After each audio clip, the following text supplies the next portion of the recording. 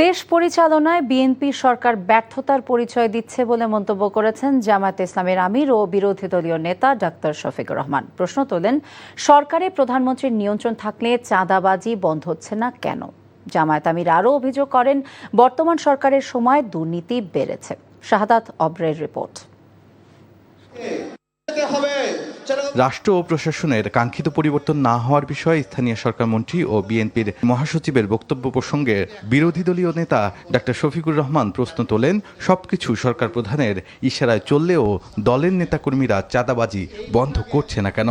মন্ত্রণালয়ের যিনি দায়িত্বে তিনি গদিতে বসেই বলে দিলেন, যদি সমঝোতার ভিত্তিতে কিছু নেওয়া হয় তাইলে এটাকে চাঁদা বলা যাবে।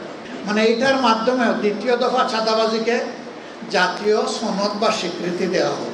তারেক রহমান সাহেব প্রধানমন্ত্রী, তিনি চান না, অথচ দুর্নীতি সবাই করে, এটা কিভাবে হবে? চাঁদাবাজি নির্মূল করুন, কথা দিচ্ছি আমরা 18 কোটি মানুষ আপনাদেরকে সাহায্য করব। কিন্তু জনগণের আকাঙ্ক্ষার বিপরীতে চললে এদেশের জনগণ এবং আমরা কাউকে ছেড়ে দিয়ে কথা বলবো না। শুক্রবার জাতীয় প্রেস ক্লাবে বাংলাদেশ পরিবহন শ্রমিক ফেডারেশনের জাতীয় সম্মেলনে তিনি অভিযোগ করেন, বিএনপি সরকার যুবকদের কর্মসংস্থান তৈরিতে ব্যর্থ হয়েছে। 1 কোটি 1.5 কোটি মানুষকে তারা চাকরি দিবেন, তাই না? তো অনেকে বলে যে চাকরি তো দিয়েই দিয়েছেন, আর দেওয়া লাগবে কেন?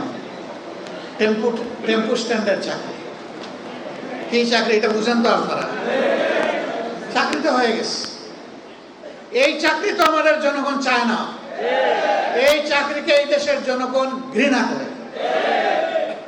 গণভোটে 5 কোটি মানুষের রায় রয়েছে উল্লেখ করে জামায়াত আমির বলেন, জনগণের আকাঙ্ক্ষা পূরণে যারা ব্যর্থ হবে তাদের পরিণতি হবে ভয়াবহ। হঠকারিতা করে জাতির কপালে এরকম মহাবিপদ ডেকে আনবেন না, তাহলে ইতিহাসের রাস্তা খুলে নিক্ষিপ্ত হবে। শাহাদাত অব্র, এনটিভি নিউজ, ঢাকা।